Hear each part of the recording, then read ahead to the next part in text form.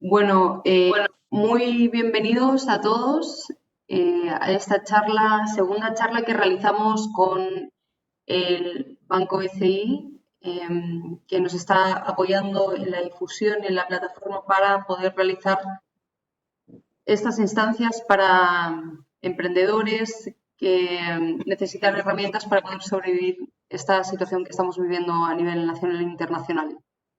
Me presento, mi nombre es María de los Ángeles Besoain, soy líder de marketing de Chile Global Ventures, que es el área de capital de riesgo de Fundación Chile, una institución que lleva más de 40 años apoyando a emprendedores y potenciando la innovación en el país para mejorar. Les recuerdo, por favor, que a medida que vayan entrando puedan ir silenciando sus micrófonos a fin de que todos podamos tener una muy buena experiencia de charla. Eh, Hoy vamos a hablar un poco sobre los beneficios anunciados por el Gobierno para pymes respecto al COVID-19. Esta charla la está dando Guerrero Olivos, que es miembro de nuestro club de proveedores de Chile Global Ventures y, bueno, uno de los más prestigiosos, uno de los estudios de abogados más prestigiosos del país. Los voy a dejar con Alejandro y Josefina. Alejandro y Josefina, espero haber pronunciado bien ese apellido, y Josefina Yavar, que son ambos, pertenecen ambos al estudio de abogados. Alejandro, Josefina, bienvenidos. Gracias. Gracias. José, si quieres contar un poco de lo que hacemos con nuestros startups y... Por favor. Gracias, María de los Ángeles, por la introducción. Efectivamente, bueno, yo soy Josefina Yava, soy socia del estudio Guerrero Olivo, y también está Alejandro Techininsky, que lidera el área tributaria, y yo lidero el área Venture Capital. Somos una oficina que llevamos trabajando varios años ya con Chile Global Ventures. Tenemos harta especialidad en temas pymes, startups. Así que nos agradecemos la invitación de Chile Global Ventures de poder ayudar con un poco con toda esta crisis que está pasando, y que tengan alguna sensibilidad de qué medidas se están adoptando a nivel económico y tributario, que los puedan de alguna manera ayudar a sobrellevar estos meses de crisis. Cualquier duda, bueno, se pueden hacer durante la charla, y quedamos a su disposición también si requieren después alguna asesoría más específica. Encantado de poder asistirlos con eso. De acuerdo. Le doy el pase a Alejandro. Último aviso de utilidad pública. Que no tengan intención de hablar, que puedan apagar bien su micrófono. La gente de Guerrero Olivos que se vaya incorporando y que quiera hablar también mantenga sus micrófonos apagados hasta que deseen hablar. Les comentaba que el sistema permite mandar mensajes a todo el grupo, y la idea es que en la medida que esas preguntas vayan llegando, el propio equipo de Guerrero Olivos que está en el background y que se compone de Alfonso Niklicek, Macarena Toro, Joaquín Merino, Max Reyes y Pablo Escobar, les vaya respondiendo las preguntas que sean posibles directamente, y si no, probablemente al final de la primera parte del curso o de la presentación vamos a hacer una pequeña pausa para recibir preguntas, y a continuación vamos a seguir con una segunda parte en relación con temas un poco más generales que son de la reforma tributaria como la conocemos este año y que entró en vigencia, cuestión que me parece que también va de mano con los temas ProPyme, puesto que ha generado un régimen nuevo que básicamente es automático y que muchos de ustedes se habrán encontrado con la sorpresa que el Servicio de Impuesto Interno ya los pudo haber cambiado. Dicho eso, voy a ver si es que puedo cambiar este slide. Está. Entonces ustedes me imagino que se acordarán de ese día 19 de marzo, cuando el presidente hizo algunos anuncios en referencia al tema de timbre y estampilla, al tema de algún tipo de beneficio de liquidez, de postergar IVA, de postergar PPM. Estuvimos todos bastante asustados porque decíamos, bueno, los plazos los tenemos hoy, encima, ¿será esto para el PPM, para el IVA de marzo? ¿Será abril? No, nos enteramos a través de algunas fuentes que efectivamente era para abril y por lo tanto el día siguiente estábamos todos cumpliendo con nuestras obligaciones, pero logramos llegar a abril y ahora sí tenemos muchas de estas medidas que están ya vigentes y funcionando. Algunas de estas medidas eran temas administrativos y en tal calidad con un decreto era posible implementarlas y otras en realidad requerían una modificación legal, que aunque en un comienzo se vio un poco trabada porque se mezclaron temas de bonos con temas tributarios, hoy ya han logrado salir. Eh, el primer tema que yo creo que se vuelve relevante y contingente son los pagos provisionales mensuales. Para los que no tengan claridad respecto de qué son los pagos provisionales mensuales, esto dice relación con que las empresas que contribuyen, que pagan impuestos como contribuyentes de primera categoría, tienen que mes a mes ir pagando adelantos del impuesto que se pagará en abril.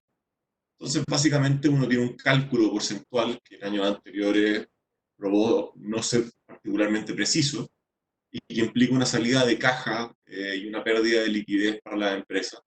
Y también sucede que cuando está mal calculado el PPM, ocurre que los meses de declaración de renta, sea en abril o en mayo, implican muchas veces devoluciones. Entonces, lo que ha ocurrido por ahora es que se ha suspendido el PPM que corresponde a abril, mayo y junio del 2020, lo que por supuesto es un alivio en lo que se refiere a caja, en lo que se refiere a liquidez, pero es importante que tengamos claro que esto no es una reducción de impuestos, sino que es una medida de liquidez y que el impuesto no disminuye realmente, sino que lo que ocurre es que al haber menos pagos provisionales, en abril del 2021 vamos a encontrar que lo que antes eran como nuestros créditos, entre comillas, contra el impuesto final, hoy van a ser más bajos. Por supuesto que se espera que las empresas se hayan visto golpeadas por el proceso y por lo tanto quizá no tengan el nivel de renta que tenían en años anteriores y por lo tanto la medida puede que no resulte en un impuesto a pagar en abril del próximo año. Algo sumamente relevante es que a pesar de que estas son llamadas medidas ProPyme y de apoyo a las empresas y personas, esta medida en particular apoya a todas las empresas. No hay una distinción respecto del tamaño de las empresas. En realidad, los comentarios que se escucharon a nivel del ministro Briones y del presidente Piñera es que este beneficio era para todas las empresas, independiente del tamaño, puesto que quería proteger la liquidez de las empresas para pagar los sueldos y evitar que en definitiva hubiese despidos. Alexander, veo que quieres hacer una consulta. Parece que no. Les recuerdo que tenemos un chat en el que ustedes pueden hacer directamente su pregunta y si es que no las podemos responder inmediatamente, al final de la presentación los vamos a ir apoyando con la respuesta. Ahora, la postergación del pago del IVA. También esto es súper importante. Como les contaba, el mes pasado estábamos todos preguntándonos si nos correspondía o no correspondía hacer el pago del IVA. Esto es básicamente lo que ocurre con empresas productivas que tienen servicios que son grabados o bienes que son grabados y que se encuentran con que sus créditos son menores que sus débitos. Es decir, les toca en definitiva pagar con caja el formulario 29 del mes que corresponda. Entonces el beneficio va a que por los meses de abril, mayo y junio se suspende el pago del IVA débito y se permite su pago en 6 o 12 cuotas mensuales según corresponda al tamaño de la empresa. Esto es sin intereses y se comienza a pagar desde julio del 2020. La diferencia entre 6 y 12 es efectivamente según la cantidad de ventas que tenga la empresa. Todavía no está particularmente claro si es que son ventas anuales, si son ventas que son promedio de los últimos 3 años, como el cálculo para determinar si una es pyme o no. Pero básicamente beneficia a todas las empresas con ventas anuales menores de 350.000 UF, que van a poder utilizar las 6 cuotas y las que estén por debajo de 100.000 UF van a poder utilizar las 12 cuotas. Es básicamente automático, ¿no? No es como que uno tenga una opción de decir 6 a 12, sino que es 6 o 12 dependiendo del tamaño de la empresa. Las empresas que tengan ya aplazado el pago por alguna razón distinta de esto, pueden beneficiarse en el sentido de que no debería aplicar ningún tipo de interés, ningún tipo de multa de ninguna forma por estos meses. Es decir, el beneficio va a que esto sea directamente caja que se deja en la empresa, y por lo tanto, más allá de los reajustes que esto puede implicar, bueno, todos estos cálculos en su mayoría están en UF, más allá de eso se va a liberar. Entonces, los pagos que ustedes puedan ver en el sistema, que puedan estar pendientes, probablemente en la medida que sean de estos meses, de abril, mayo y junio, se van a beneficiar con esto. El gobierno fue bien claro en decir que no quería aplicarlo a marzo porque parte de la caja que existía para poder hacer frente a la contingencia nacional estaba calculado hasta esa fecha. Entonces, no es el objeto de este beneficio el que se suspendan cuotas que estaban impagas en meses anteriores. Ahora, sí hay algunas medidas que vamos a ver después que dicen relación con la posibilidad de obtener condonaciones de intereses y multas al nivel de servicio de impuesto interno o de registraría por pagos que estén pendientes. Los vamos a revisar en un minuto.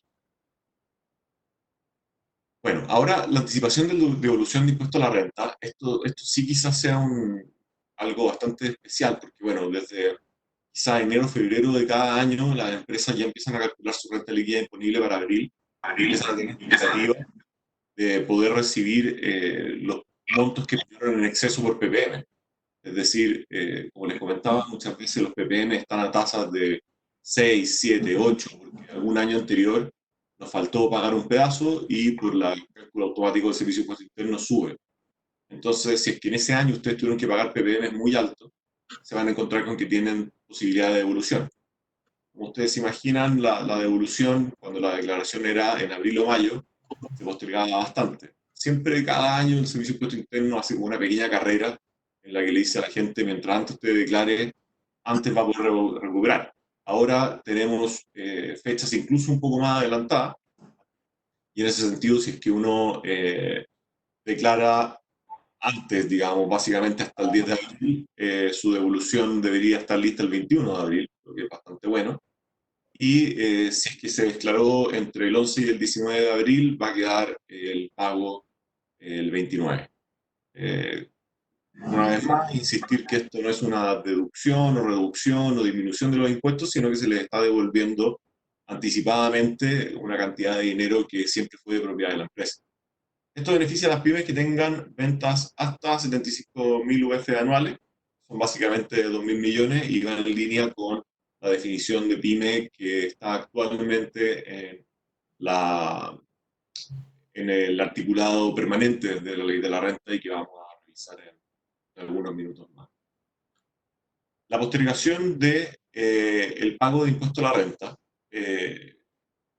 consiste básicamente en que no vamos a poder postergar la declaración del formulario 22. El Servicio de Impuesto Interno, por diversas razones, necesita tener la información de los formularios, la información de algunas DJ, para poder determinar los agentes retenedores, los montos que realmente declara cada parte, y adicionalmente para poder dar devolución en el momento que corresponda dar devolución.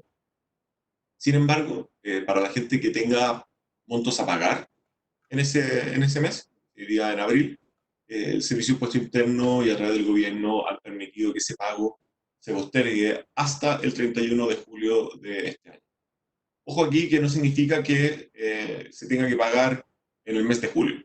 No es una nueva operación renta en el mes de julio, sino que el sistema debería permanecer abierto entre hoy y esa fecha para poder hacer los pagos en el momento que ustedes consideren que tienen caja para hacerlo. Esto de nuevo beneficia a las pymes que están dentro del concepto de pyme, es decir, las que tienen básicamente 75.000 UF de ventas anuales promedio de los últimos 3 años. Una vez más, simplemente para que todos tengamos esto súper claro, esto no reduce los impuestos, sino que simplemente entrega facilidades de liquidez para las empresas. La postergación de pago de contribuciones del mes de abril es algo bastante interesante. Esto también ayuda a las personas, lo que en algunos casos es casi más importante. Y consiste en que, bueno, las contribuciones, como le llamamos todos, es básicamente el impuesto territorial, que grava los inmuebles, en realidad.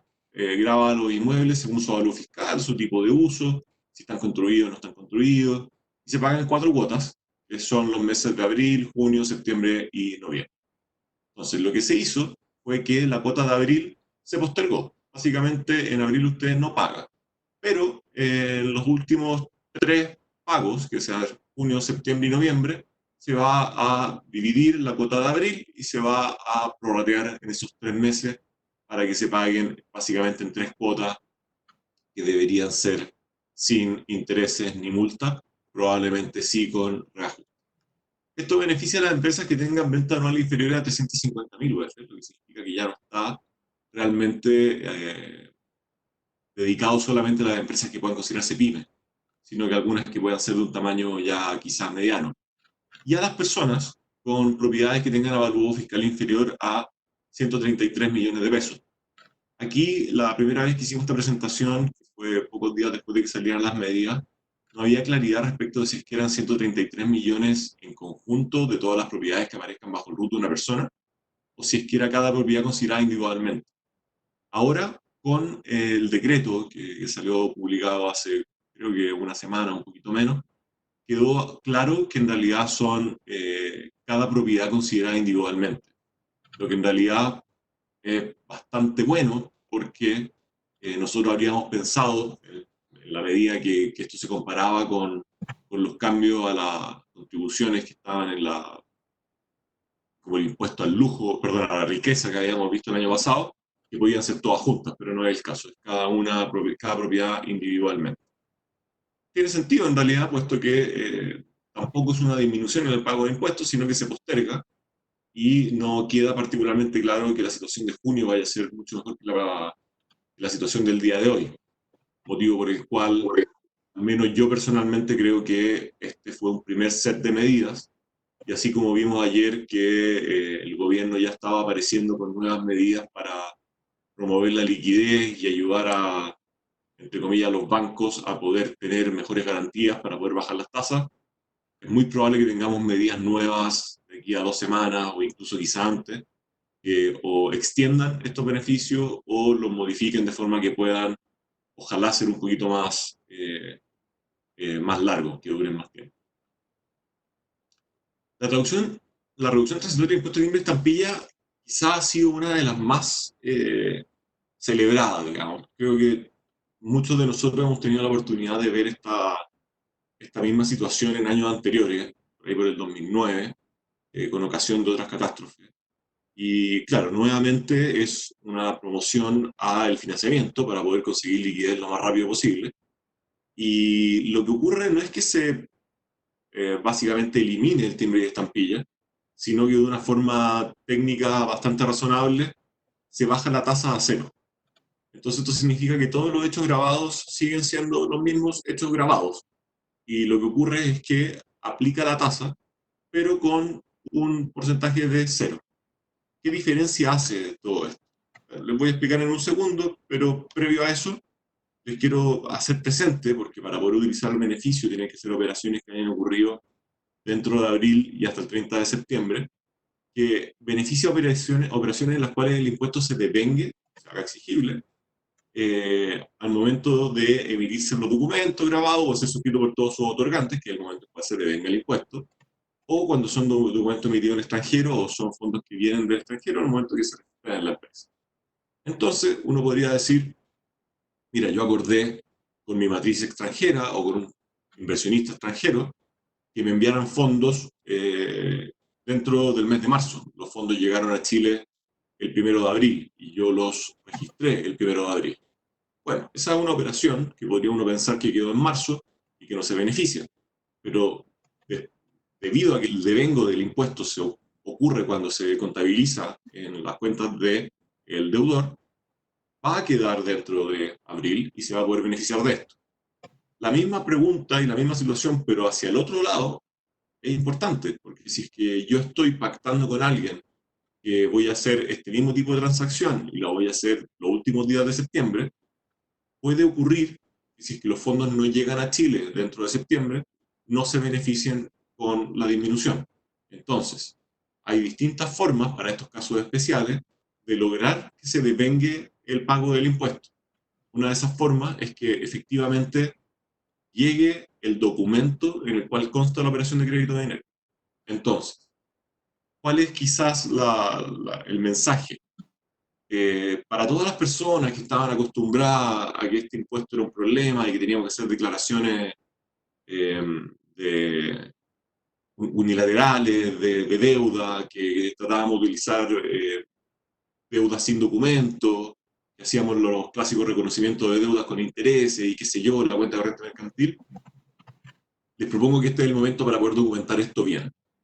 O sea, este es el momento para que todos los que tenían la oportunidad quizás estaban preocupados de que no estaba bien ordenada la contabilidad, pero este es el momento para poder decir, ¿sabes qué? Documentemos esto en un crédito como corresponde, pongamos todas las cláusulas que se deban colocar, démosle fecha cierta, que básicamente implica llevemos esto a un notario, ojalá, aunque sea para poder ahí poner la firma y que diga la fecha que corresponde. Quizás no necesariamente por escritura pública, pero una protocolización puede servir. Y con eso nos vamos garantizando que si es que algún día hay una fiscalización, tengamos el beneficio de la tasa cero. Otra cosa que es importante respecto de que esta tasa sea cero y que no sea una exención, es que básicamente no elimina las obligaciones de cumplimiento. Es decir, si ustedes van a una notaría y el notario les dice esto está exento de impuestos, ok, probablemente lo va a timbrar y la responsabilidad es de él, pero esto no es una exención, entonces lo que él debería hacer es entregar el formulario que cada vez corresponde y firmarlo y poner que el monto es cero. De la misma forma, si es que un banco hace esta operación, el banco deberá, en los plazos que corresponde, presentar la declaración jurada de que hubo operaciones de crédito de dinero con tales partes y por tales montos y que se beneficiaron de la tasa cero. Como esta es una modificación a la tasa, es decir, a la ley, beneficia a todo el mundo, beneficia de la empresa más grande que ustedes puedan imaginar, hasta las transacciones que nosotros tenemos todos los días, como les decía, el clásico reconocimiento de deuda, y por lo tanto podemos, con un poco de tranquilidad, poder ejecutar estos actos durante estos meses sin pensar que va a ser un costo adicional. Les recomiendo, por supuesto, que en cada uno de los casos que ustedes vayan viendo, vayan consultando, de forma que no exista algún tipo de problema al momento de que se fiscalice.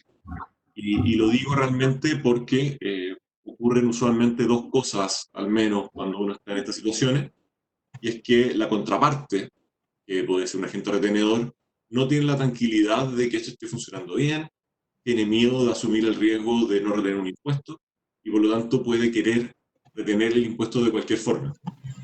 Entonces, la norma viene con una redacción bastante particular, bastante especial, diría yo. Yo creo que es una redacción que apunta al objetivo correcto y que dice relación con que directamente le dice a la persona que es el agente retenedor, si usted está en esta situación y retuvo el monto de timbre y estampillas que pensó que aplicaba a la operación, puede ir y devolverlo, perdón, directamente a el retenido.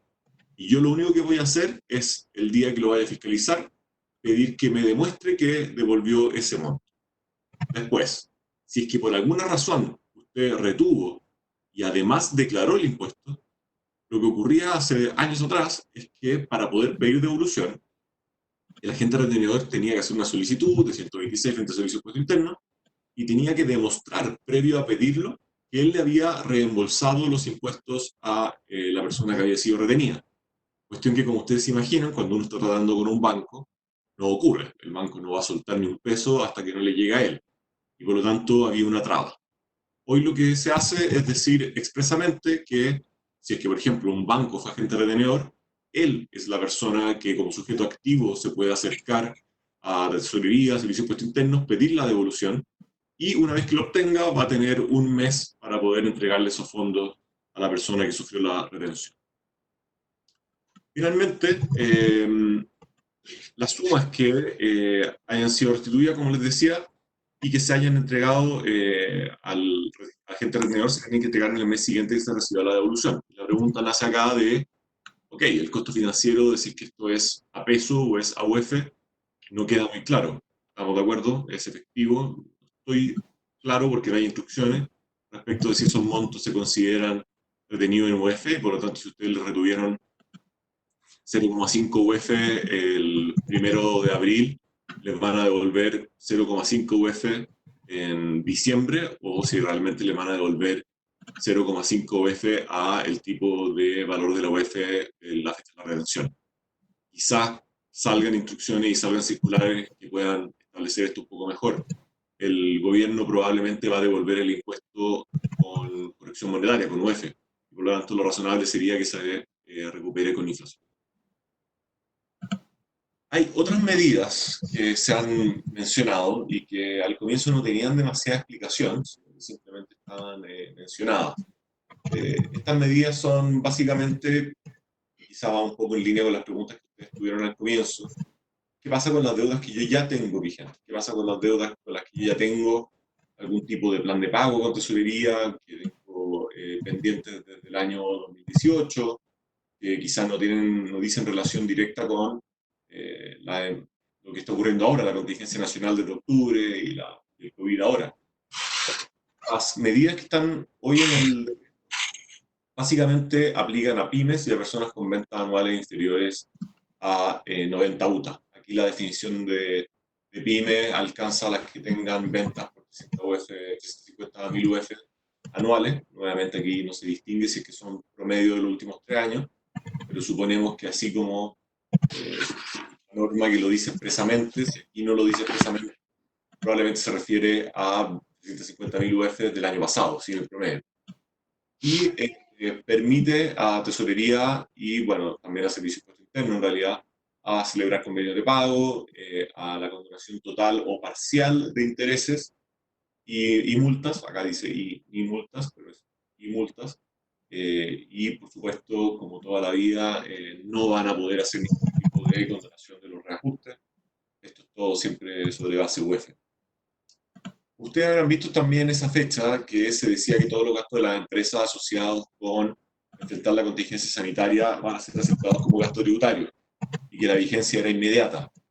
Esto era como una declaración de intenciones, digamos. O sea, el Servicio de Impuesto Interno no tenía instrucciones de hacer ninguna distinción, no había norma que permitiera pensar que se había ampliado y simplemente teníamos como la promesa del gobierno de que esto iba a ser. Hoy, en la página de Servicio de Impuesto Interno, en la zona de consultas de circulares, ustedes pueden encontrar 2 propuestas de circulares que están en consulta por el Servicio de Impuesto Interno. Que estén en consulta por el Servicio de Impuestos Internos, para quienes no lo tengan claro, significa que ustedes pueden ingresar, o cualquier chileno o cualquier persona que tenga un root, su página, y después de haber leído, ojalá después de haber leído la circular, hacer comentarios respecto de si es que encuentran que está bien, encuentran que requiere precisiones, encuentran que en realidad no abraza el espíritu de la ley y que requiere mejoras, y supuestamente con todo el feedback de todas las personas que ahí hagan comentarios, esa circular se debería arreglar o modificar y sale su versión final, ojalá esperamos dentro de los últimos días de este mes o el próximo mes. En esta circular, el Servicio de Impuesto Interno hace algunas menciones a cosas que nosotros hubiésemos pensado quizá valía la pena aclarar. Por ejemplo, los sueldos pagados a personas que no están trabajando en la empresa. Eso se considera ahora un gasto aceptado, no cabe duda. Pero a pesar de que menciona un par de casos que pueden ser interesantes, termina llegando a la minucia de, bueno, y si usted compró alcohol gel o compró mascarillas para sus trabajadores, también será aceptado. Y como todos nos imaginamos, cualquier persona que tenga un negocio pensaría que en la medida que tenga empleados, la compra de alcohol gel y la compra de mascarillas para su protección, más que necesaria reducir la renta, es una obligación, básicamente. Y por lo tanto no ayuda mucho. Al final de la presentación vamos a hablar un poco de la nueva norma de gasto y de cómo esta se modificó, y por lo tanto me da el parecer que ni siquiera era necesario que esto se dijera a la circunstancia nacional y la declaración de estado de emergencia. Después, y esto les voy a pedir a ustedes que vayan viendo en la página del Servicio de Impuesto Interno día a día, porque las cosas se van venciendo mes a mes, se propuso tener mayores flexibilidades para los pasos de presentar declaraciones juradas. Esto tuvo algunos límites, porque en realidad, como comenzamos al comienzo, la declaración renta de este año no se postergó realmente, sino que lo que ocurrió fue que se tiene que declarar, pero algunas personas, pymes que tengan pagos, podrán hacer esos pagos con posterioridad. Eso significa que básicamente todas las personas que van a ser de alguna u otra forma agentes retenedores o informantes para otras personas, otros contribuyentes, tienen que hacer su declaración de renta, y muchas de esas declaraciones juradas, como por ejemplo la de los retiros, dividendos o retenciones, se requerían para efecto de poder tener certeza de qué tipo de devolución o qué obligación de pago tenían las personas o las empresas.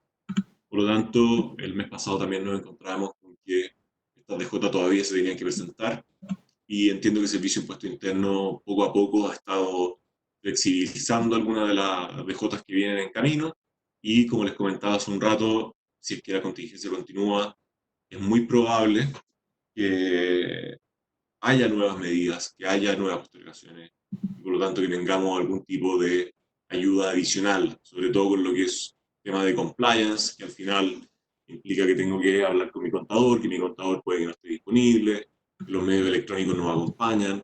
Algunos son más sofisticados que otros, pero no todo el mundo tiene un RP que permite que todos trabajemos a distancia, al menos no eficientemente, porque tenemos límites de usuario y cosas del estilo. Por lo tanto, yo me mantendría atento a las posibles medidas que vengan en camino. Después, y acá, experto en temas de aduana, Max Reyes, si es que tiene voz. Max, ¿puedes hablar? Sí, sí, claro. Bueno, Max, les presento a Max Reyes, que trabaja en nuestro equipo. Les va a comentar un poco respecto de estas medidas que a la gente que sean importadores y exportadores les podría quizás interesar.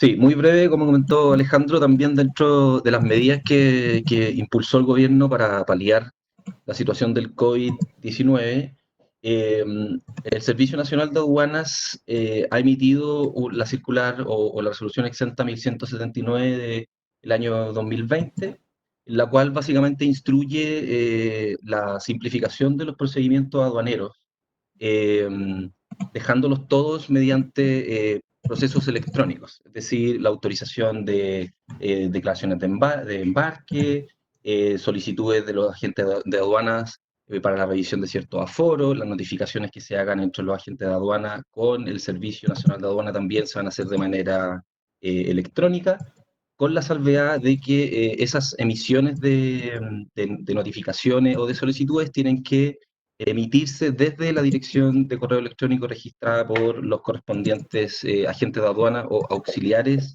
aduaneros en el Servicio Nacional de Aduana.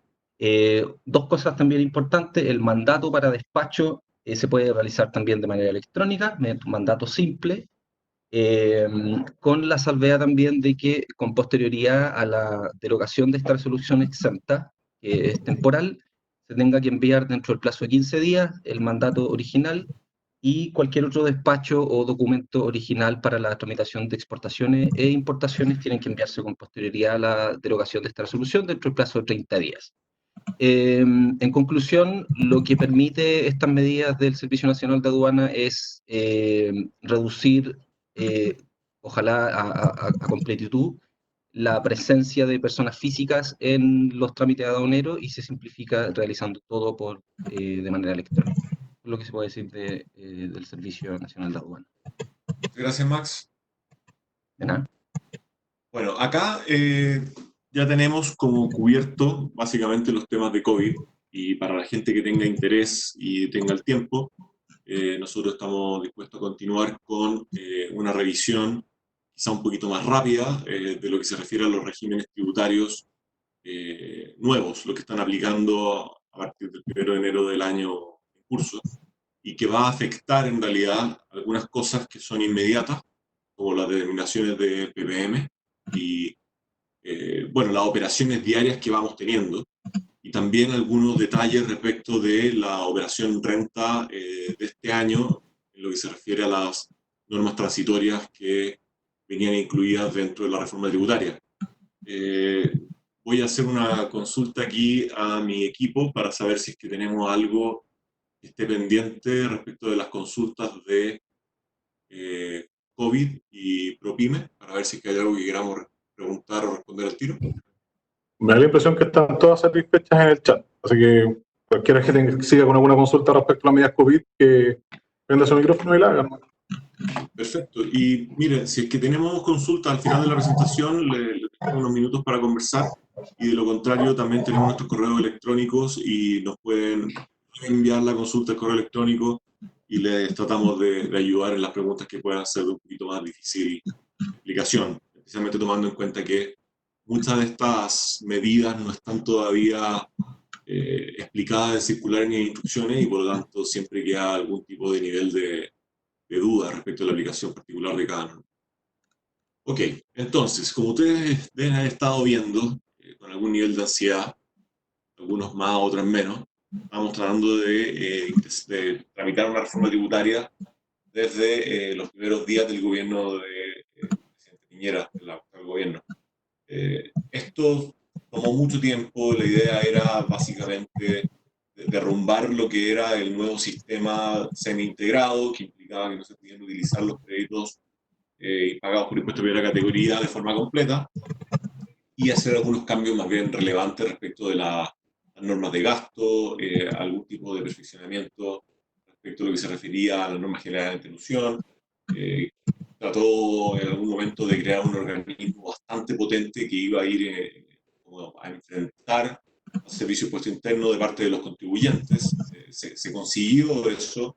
Hay que ver en qué nivel se va a lograr implementar para ver qué tan fuerte es.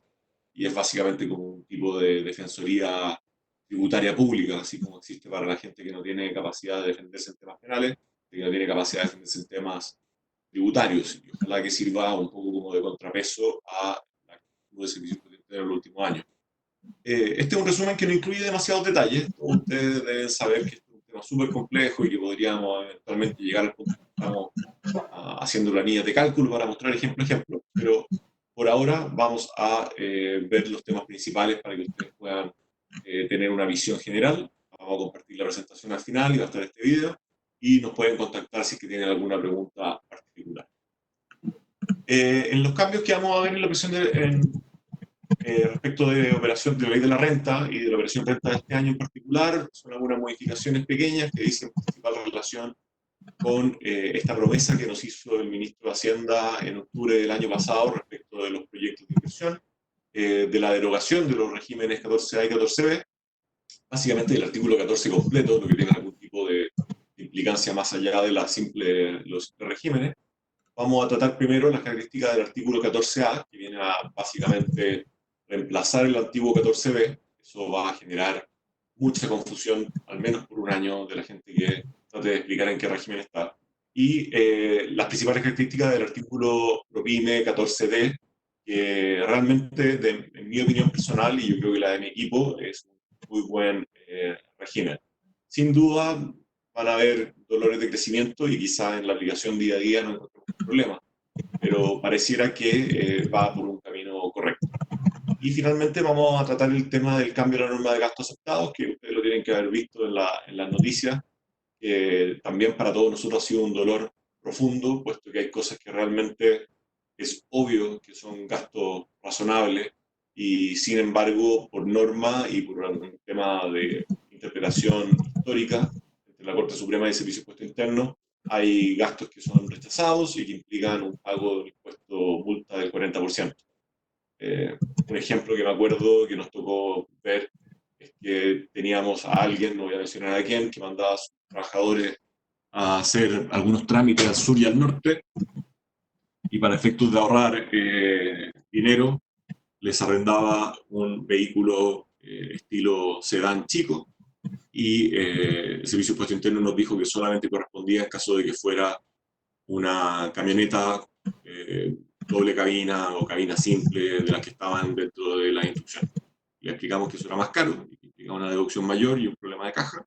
Nos dijo que en realidad no le importaba porque estaba en la norma. Entonces, ¿qué es lo que estuvimos mirando desde octubre y que nos importaba porque era como una promesa a la que nos costaba creer? La depresión instantánea. La depresión instantánea en la región de la Araucanía fue una promesa que se hizo en octubre y que parecía que era simple conseguir porque como que todos los lados del Congreso estaban más o menos de acuerdo, pero cuando se empezó a trabar la reforma tributaria vimos que quizá no salía. se cumplió la promesa y tenemos depreciación instantánea en la región de la Araucanía. Y además tenemos depreciación acelerada del activo fijo destinado a nuevos proyectos de inversión, deduciendo un 50% en el primer año. Y también dentro de este F22 de este año, vamos a tener la oportunidad de declarar diferencias en la determinación del capital propio y pagar un impuesto único y sustitutivo del 20% que se aplica sobre la diferencia.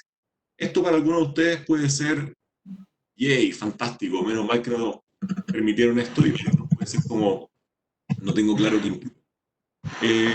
La historia corta de por qué esto es relevante es que en el momento en que cambiamos el régimen desde el FUT al nuevo sistema con RAI, se generó un ajuste que era la determinación de este RAI inicial, que usaba como base de cálculo el capital pagado contra el capital propio. Entonces, gente que no tenía claridad absoluta, empresas que venían de hace muchos años o empresas que no habían llevado un buen control, se encontraban con que no tenían claridad respecto de cuál era su régimen, de cuál era su cantidad de RAI, estaba determinado el capital propio. El Servicio de Impuesto Interno empezó a utilizar esto y tuvo como resultado que en el pago de impuestos algunas empresas entregaban más crédito. Kaylee, te pido porfa que estás con el micrófono abierto. Implicaba que en algunos casos algunas empresas distribuían dividendos o se hacían retiros y se entregaba más crédito del que realmente correspondía. Esto significa que básicamente un contribuyente que percibía dividendos o que efectuaba retiros se encontraba con que estaba pagando menores impuestos porque estaba usando un crédito, un impuesto de primera categoría, que en realidad no se había pagado o que al menos estaba mal calculado en su adjudicación a ese dividendo. El resultado práctico de esto es que la empresa que había hecho la distribución de dividendos, que había sido objeto del retiro, tenía que redeterminar el impuesto que debió haberse pagado, redeterminar el crédito que se debió haber entregado, y tenía que pagar el impuesto que le hubiese faltado con los intereses y reajustes y eventualmente multas que pudieran aplicar. Esto suena como algo que quizá no era muy relevante, pero la verdad es que afectó a mucha gente y se volvió súper caro. Afortunadamente la norma mencionaba que no iba a llegar a manos de los contribuyentes que hubiesen recibido estos fondos, pero sí la empresa que había hecho la distribución o que había sido objeto del retiro tenía que pagar este impuesto, que era algo que nadie tenía previsto y en algunos casos era bastante relevante. Así que ojo, porque vamos a tener la oportunidad de hacer casi que un tipo como de mea culpa o un autodenuncio para poder redeterminar este capital propio y dejar este tema cerrado para el futuro. Ahora vamos a pasar a ver el régimen 14A y vamos a partir por el 14A, que yo sé que quizás no les interesa tanto, porque es el más simple, porque viene realmente a reemplazar al 14B anterior. Las diferencias son muy pocas, muy pocas. Entonces, como ustedes se acuerdan, el artículo 14B era nuestro sistema semi-integrado, y en tal calidad lo que decía era que se determinaba la renta líquida disponible de acuerdo con las generales y había que llevar contabilidad completa. La tasa es de 27%, como ustedes también lo recuerdan, y se mantiene hasta el día de hoy. Y los propietarios iban a tributar sobre base de retiros, que es la ventaja que tenía, con la imputación parcial del 65% del crédito de impuestos de primera categoría contra los impuestos finales, lo que nos llevaba a nuestra ya famosa tasa del 44,45%. Por supuesto que también teníamos que llevar todos los nuevos registros que se habían inventado, es decir, RAI, DEDAN, REX, SAC. Acá podríamos mencionar otros más, digamos, pero estos son los principales. Y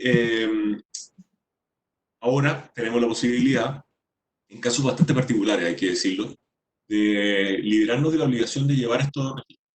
Y eso va a ser posible en la medida que no tengamos rentas exentas. Y o que, en definitiva, tengamos rentas exentas y que eventualmente estas se eliminen. Esto le puede pasar, en un caso bastante particular, a empresas que hayan venido del antiguo 14A y que lleguen ahora a el 14A nuevo, puesto que probablemente tenían algunas rentas que estaban como atribuidas propias, el RAP, como le llamábamos, y que van a pasar a llamarse REX, pero van a ser un REX bien particular, que según lo que hemos entendido nosotros de la norma va a pasar a estar como en primera línea, básicamente como estaba el impuesto sustitutivo, pero sin la posibilidad de elegir. El impuesto sustitutivo como que te permitía la libertad de usarlo o no usarlo. Aparentemente este RAP pasaría a estar en la primera línea y se tendría que distribuir antes que nada más. La eliminación de la situación tributaria de los retiros ahora pasó a estar al final del ejercicio, que también es súper útil, porque existía confusión respecto de cómo asigno los créditos a las personas que reciben retiros o distribuciones de dividendos, puesto que tengo que ir haciéndolo sin saber muchas veces cómo le está yendo a la empresa. Ahora todo se determina al final del ejercicio. Finalmente, o no finalmente, pero cambiando un poco el tema, aplica una rebaja a la base disponible por este concepto de incentivo a la inversión, que es como la modificación a lo que nosotros conocíamos antiguamente como reinversiones, y que significa que uno puede mantener el 50% de la renta líquida dentro de la empresa y obtener un descuento del 50% sobre esa RI. El tope acá son 5.000 UF, antes eran 4.000, y aplica a quienes tengan ingresos promedios, disculpen, inferiores a 100.000 UF. Acá de nuevo el promedio desde los últimos 3 años. Otra cosa que quizás sea interesante tener en mente es que hay empresas que están en la situación de que pueden tener utilidades pero no tienen crédito. Bajo el régimen anterior todavía se podía hacer este pago, pero hoy se vino a ordenar un poco mejor.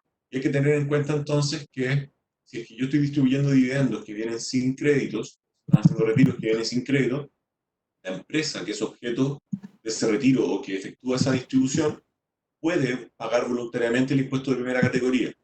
Y eso va a ser deducible de la renta líquida disponible y va a permitir que los socios no tengan que desembolsar directamente al momento de hacer su declaración de renta en abril. Finalmente, y ahora sí yo creo que el último beneficio de este régimen es que si la empresa experimenta un cambio importante en su ingreso, costo y gasto, se podrá recalcular el PPM. Algunos de ustedes se acuerdan probablemente que en años anteriores teníamos algunas normas que eran asimilables y si yo había tenido resultados negativos en los primeros 3 meses podía eventualmente disminuir mi PPM, suspenderlo en algunos casos cuando venía con pérdida. Esto es un poco más flexible. La idea de este beneficio es que permita que sin que haya una mantención de una situación, sino que puede ser un hecho único. Pensemos, por ejemplo, una empresa que es productiva, que tiene una fábrica y que por alguna razón, cosa que nunca ocurre, alguien la quema. Bueno, es razonable entonces pensar que esa empresa no va a recibir ingresos de su giro razonablemente por los próximos meses y por lo tanto uno podría pedir que se suspenda completamente el pago del PPM o que al menos se recalcule. Nuevamente con el objeto de mantener la liquidez dentro de la empresa y no llegar al punto en que en abril del año siguiente se tiene que solicitar una devolución, cuestión que para empresas de pequeño tamaño significa costo financiero importante. La tributación de la empresa, un poco ya lo conversamos, básicamente impuesto de primera categoría como lo hemos visto, conocido siempre, la tasa tonal del 27 y hay una tasa variable PPM que es por ingresos brutos, básicamente lo que ya vimos. Los propietarios, esto es como un resumen, en base a retiro efectivo, imputación parcial del 65% del crédito y los retiros de distribuciones se llevan por un orden de imputación como estamos acostumbrados. El orden de imputación que indica la ley es el que estamos viendo, registro RAI, después de DAN, después REX, y bueno, al final la utilidad de balance en exceso y el capital. Pero aquí corresponde que hagamos la mención a lo que dijimos antes respecto del RAP. Si es que yo vengo de una 14A y tengo todavía utilidades que están ahí, que pagaron impuestos finales, nosotros entendemos, a pesar de que no están en instrucciones todavía, que esto va a ser una forma de REX especial, porque la norma pide que se quede como un REX, pero también señala que tiene que ser distribuido previo a distribuir el RAI. Estas son todas cosas que son ya más de detalle, ingeniería de detalle, pero que una vez que tengamos instrucciones se van a ir aclarando de mejor forma. La tributación de los propietarios extranjeros, que no sé si es que nos importa realmente al grupo que estamos acá, pero de repente la gente que tiene inversionistas ángeles o qué sé yo, y que ha recibido fondos del extranjero en forma de aportes de capital, se acordarán que a pesar de que estamos en el régimen semi-integrado, el régimen permitía el uso de impuesto de primera categoría con tasa de 65, o sea, perdía una parte del crédito, excepto a los países con los que tuviese un tratado para evitar la doble tributación. Entonces, si es que mi accionista o mi socio está en el extranjero y tiene efectivamente domicilio o residencia en un país con el que tuviésemos un tratado de doble tributación, podíamos todavía utilizar de forma transitoria el 100% del crédito. Acá todos se acordarán que había una excepción sobre la excepción, y era que si es que un tratado estaba firmado, pero no había entrado en vigencia, también se podía considerar para poder utilizar este beneficio. Esa era una norma que básicamente tenía nombre propio, era la norma para Estados Unidos, y la preocupación de todo el mundo era que esto terminaba en 2021 y por lo tanto, ¿qué íbamos a hacer? Lo que se hizo fue alargar la norma transitoria y ampliarla de alguna forma, y por lo tanto ahora está vigente hasta el 2026, y tuvimos un pequeño regalito y tenemos un país que quedó fuera, y me refiero a Emiratos Árabes Unidos, que suscribió su tratado de doble tributación con Chile al último día del año pasado, básicamente. Y tenemos a India, que quedó en marzo. Entonces, como la norma dice que tienen que ser tratados que hayan sido suscritos antes del 1 de enero, bueno, si ustedes tienen accionistas de Emiratos Árabes, están ok. Si tienen accionistas o socios de India, so sorry, ojalá que lo firmen pronto y que puedan utilizar el beneficio. También quizá esto es relevante para todos nosotros, dice relación con la Facultad de Servicio de Impuesto Interno de fiscalizar retiros desproporcionados.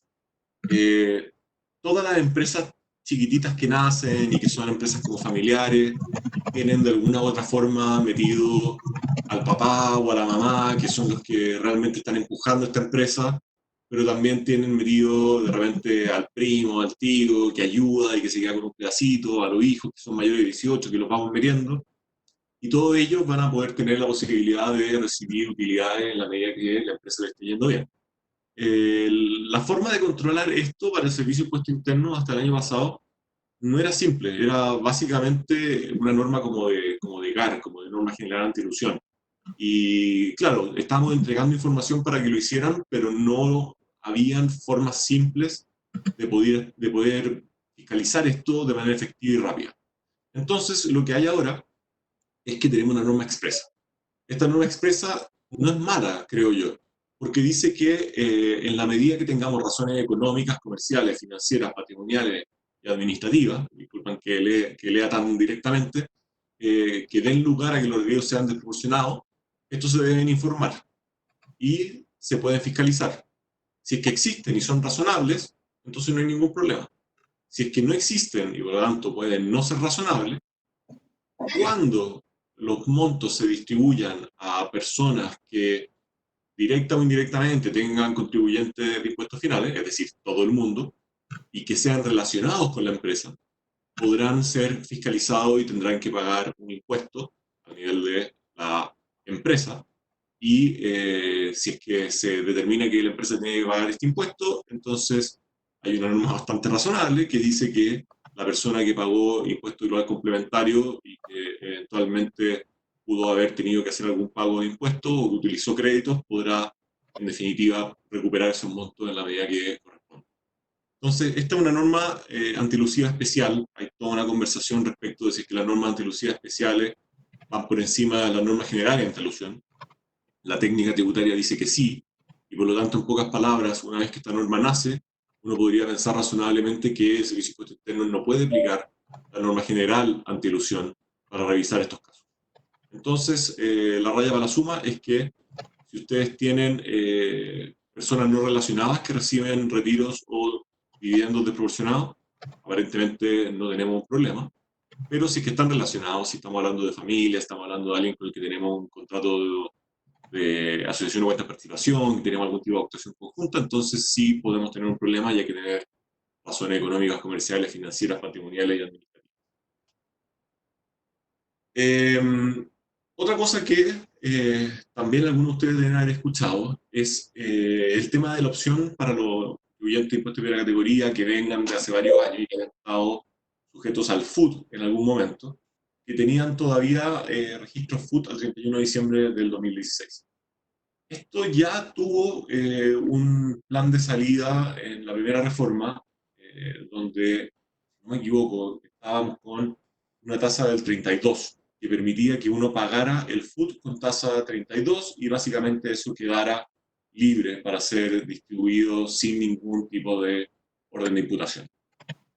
Esto, alguna gente lo usó, otra gente calculó que no les convenía, hubo un poquito de todo. Entonces no tuvo el resultado que el gobierno realmente creyó que iba a tener. Y sabemos que todavía existen empresas que mantienen esto. Entonces tenemos una nueva norma. Ahora uno pensaría incluso mejor, porque viene con una tasa del 30. Pero tiene un límite bien particular que yo creo al menos que puede que limite mucho su uso. Y es que el límite es que yo puedo prepagar los impuestos finales del FUT, pero solo hasta el límite del RAI o del RAP. Y eso significa, en pocas palabras, que si yo tengo un FUT grande, que viene desde hace muchos años, y actualmente no tengo utilidades de los regímenes nuevos, puede que me encuentre en una situación en la que simplemente no tengo acceso a este beneficio. Así que vamos a tener que ver instrucciones para ver si hay algún tipo de cambio o modificación o instrucción que nos permita ver si esto se flexibiliza.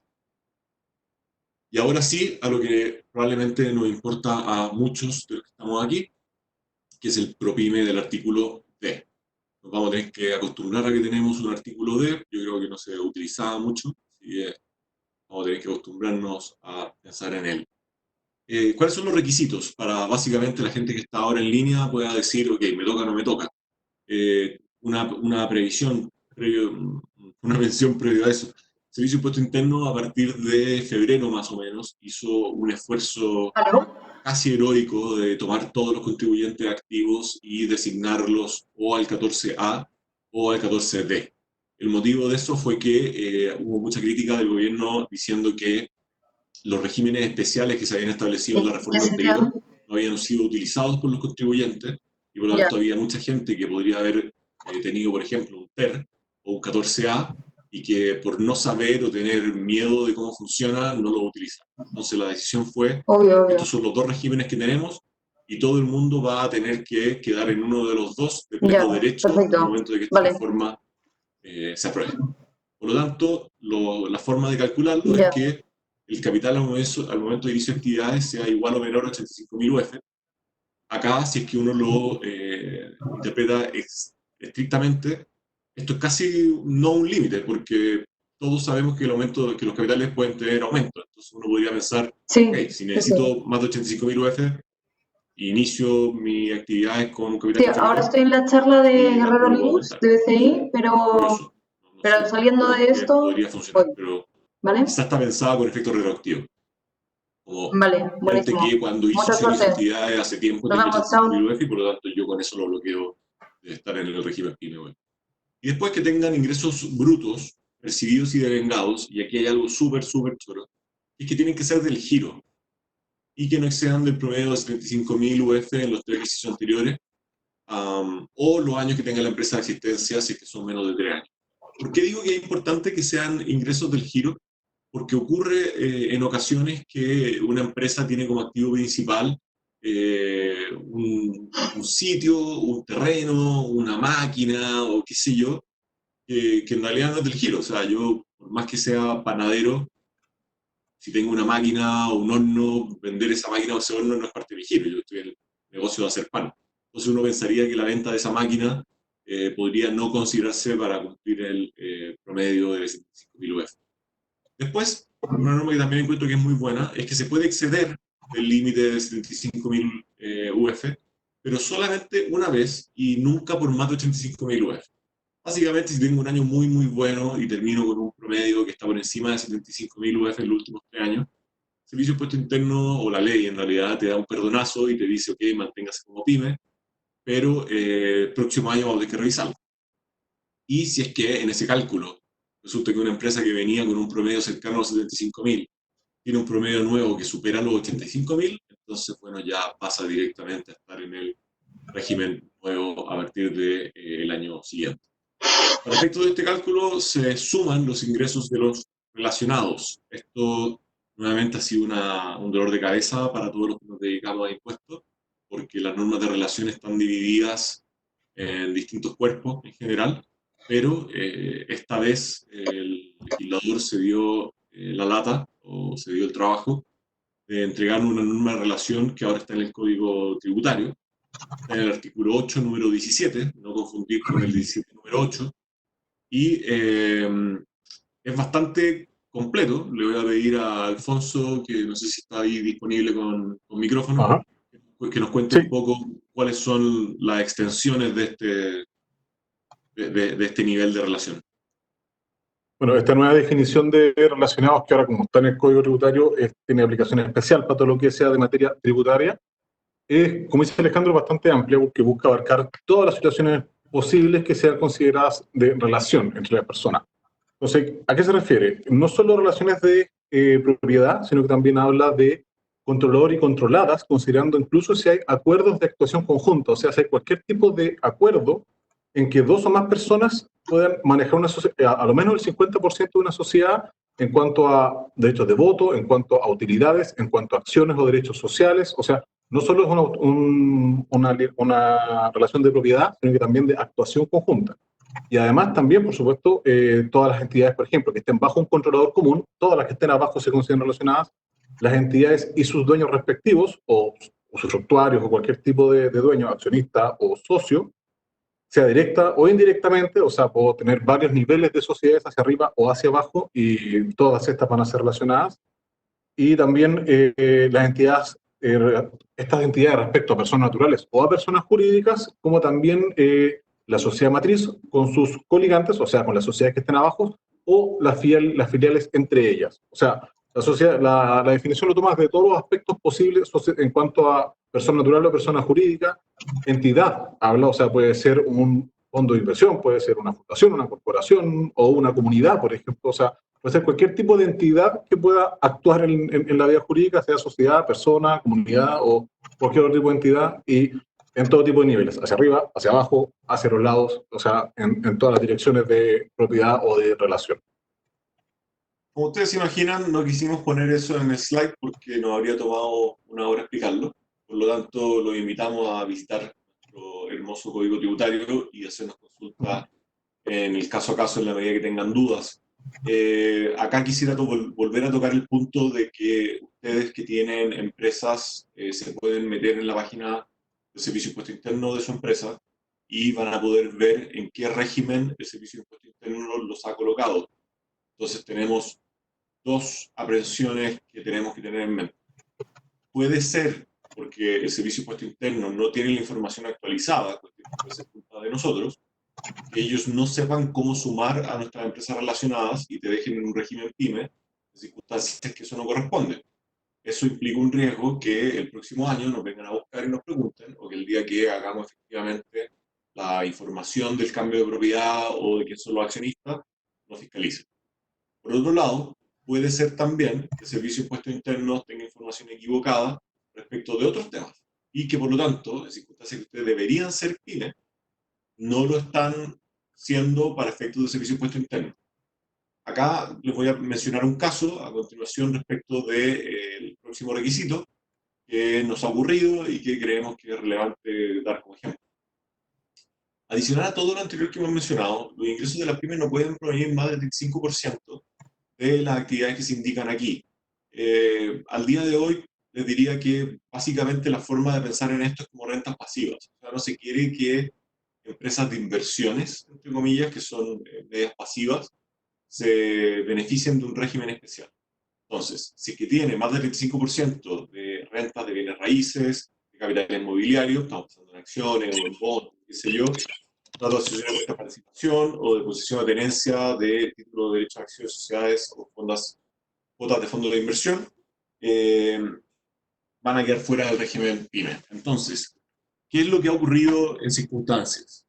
Cuando uno hace el inicio de actividad, uno toma el objeto social de la empresa y trata de la mejor manera posible, buscar un giro dentro de la lista de giros que tiene el Servicio de Impuesto Interno y de buena fe elige el que le parece más cercano a lo que hace. Si es que yo tengo, por ejemplo, una empresa que se va a dedicar a prestar asesoría para temas inmobiliarios, yo puedo poner inmobiliaria. Si es que en realidad lo que estoy haciendo es que le doy consejo a mis clientes respecto de compra aquí, compra allá, o mira, te conviene financiarte de esta forma o de esta otra, bueno, eso no son realmente rentas de actividad inmobiliaria, tiene más relación con rentas de asesoría. Entonces, si es que tienen el código equivocado, el Servicio de Impuesto Interno te podría decir usted es 14A, porque veo que solamente tiene un giro y que ese giro es básicamente pasivo. Entonces, lo invito a revisar de verdad la página de Servicio de Impuesto Interno para poder hacer las modificaciones que correspondan. Nosotros ya hemos hecho un par de modificaciones para poder aclarar las actividades de nuestra empresa y hemos logrado pasar sociedades que estaban en 14A a 14D de nuevo, porque es lo que corresponde y por lo tanto no es un riesgo, pero para que lo tengan muy presente. Ahora sí, a lo que es bueno. ¿Cuál es la característica del régimen? Se puede optar por determinar el resultado tributario en base a contabilidad simplificada. Esto es como lo que ya conocíamos quizás de libro compraventa y ingresos y gastos. Entonces, como que se simplifica mucho.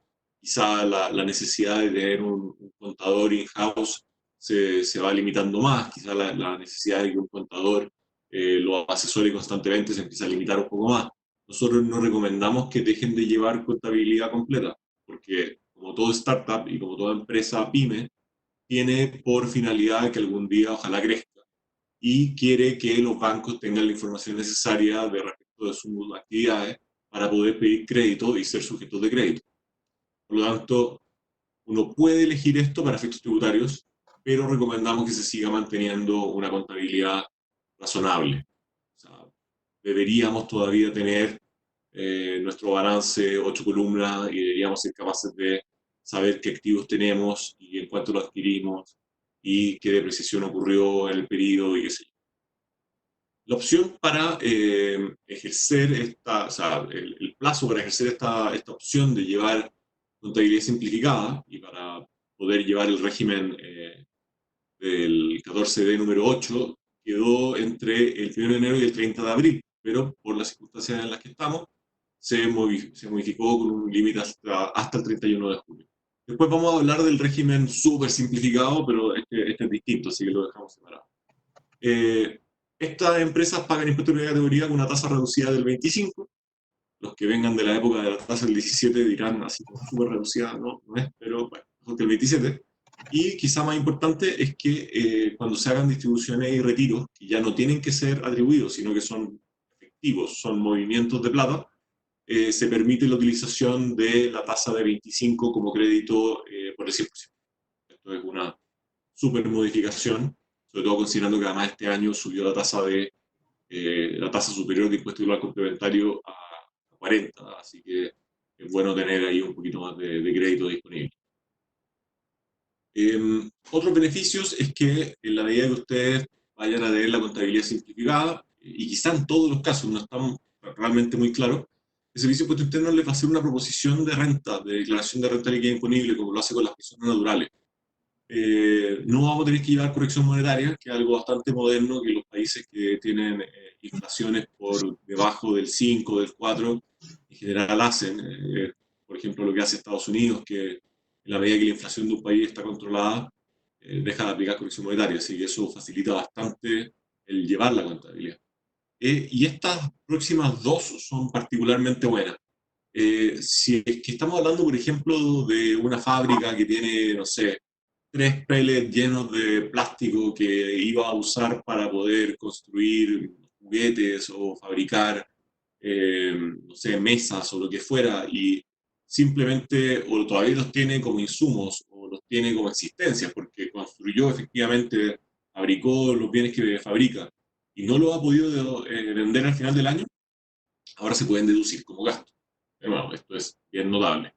Y aplica la depreciación instantánea del activo fijo siempre. Ya aquí no estamos pensando en, ¿será un proyecto de inversión? ¿Cómo califico lo que es un proyecto de inversión? Yo no estoy dedicado a la actividad minera, forestal o qué sé yo, que es como la norma que realmente está pensando para los beneficios beneficios de proyectos de inversión, entonces depreciación instantánea del activo fijo.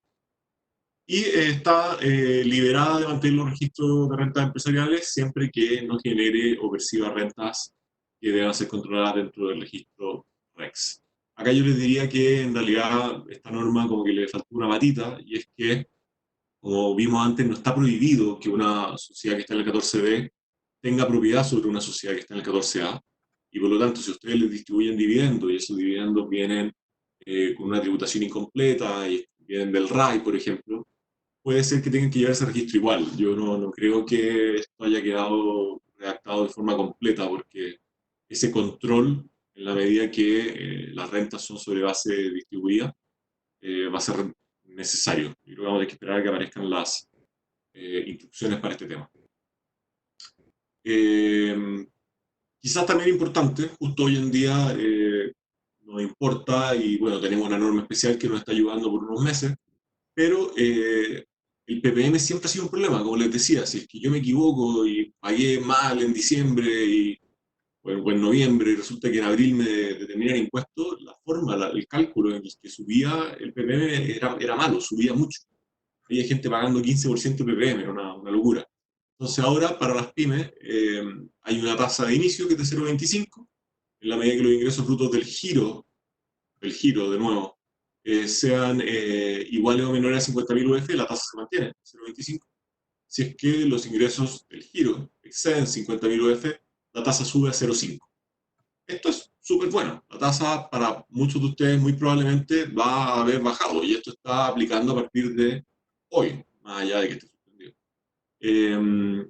Y también aplican la rebaja a la base imponible de impuesto de primera categoría por incentivo de inversión de 50% de la RLI con tope de 5.000. Quizá algo para tener presente en este caso, que es como que a usted no le pase, es que si que estoy pagando tasa de 0,25 o de 0,5 y me está yendo súper bien, y veo que estoy llegando al final del año y no tengo caja disponible, voy a tener que pagar impuestos en abril.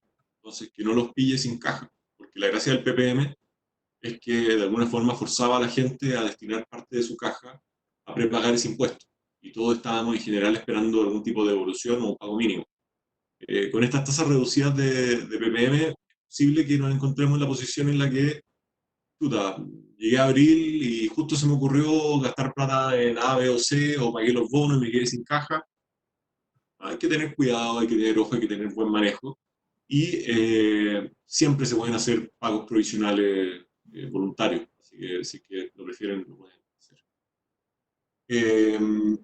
Este es el régimen más distinto que hemos tenido, y quizá algunos lo consideran como parecido al 14 TER, y es que puedo tener un régimen de transparencia absoluto. Básicamente le digo al Servicio de Impuesto Interno de aquí al 31 de julio, ¿sabes qué? Quiero que mi empresa básicamente esté ahí como un límite de responsabilidad corporativo, pero quiero que todo tribute como si yo fuera el dueño directo. Entonces la empresa queda liberada de impuestos de primera categoría, y los propietarios tributan con impuestos finales en base al resultado que determine la empresa el mismo año, y en base a la participación en la utilidad o el capital. Los propietarios tienen que ser personas naturales sin domicilio o residencia en Chile, o pueden ser personas jurídicas si que no están domiciliadas. Básicamente están diciendo que tienen que ser contribuyentes de impuestos finales, sea igual complementario, impuesto adicional o que sea. Dale. Oye, como dijimos, la opción estaba hasta el 30 de abril, pero se puede ejercer hasta el 31 de julio. Y después seguimos cuando termine. Esta es una pequeña comparación que quisimos hacer para quienes hayan estado en el TER y que vayan a haber pasado ahora el 14D. Les cuento también que en este caso en particular, las sociedades que estaban en el 14 TER pasan de pleno derecho sin ningún tipo de pataleo directamente al 14D. Está en la ley, en definitiva.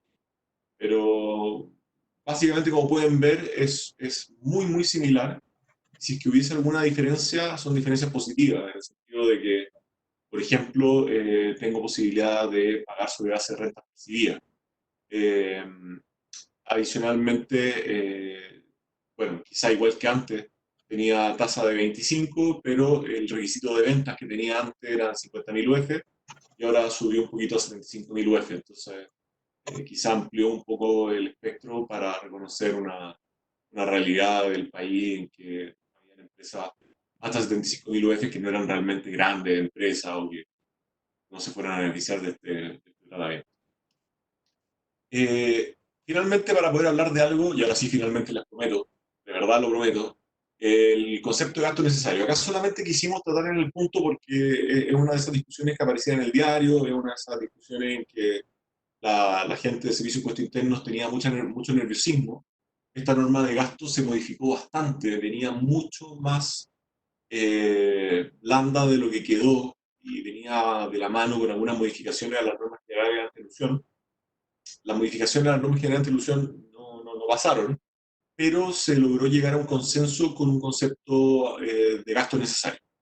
El concepto de gasto necesario se fue corrompiendo cuando hace muchos años se llevaron casos a corte y la corte, por culpa de abogados probablemente, decidió que era razonable utilizar la definición de la RAE que decía que los gastos necesarios son aquellos que deben ser obligatorios e inevitables.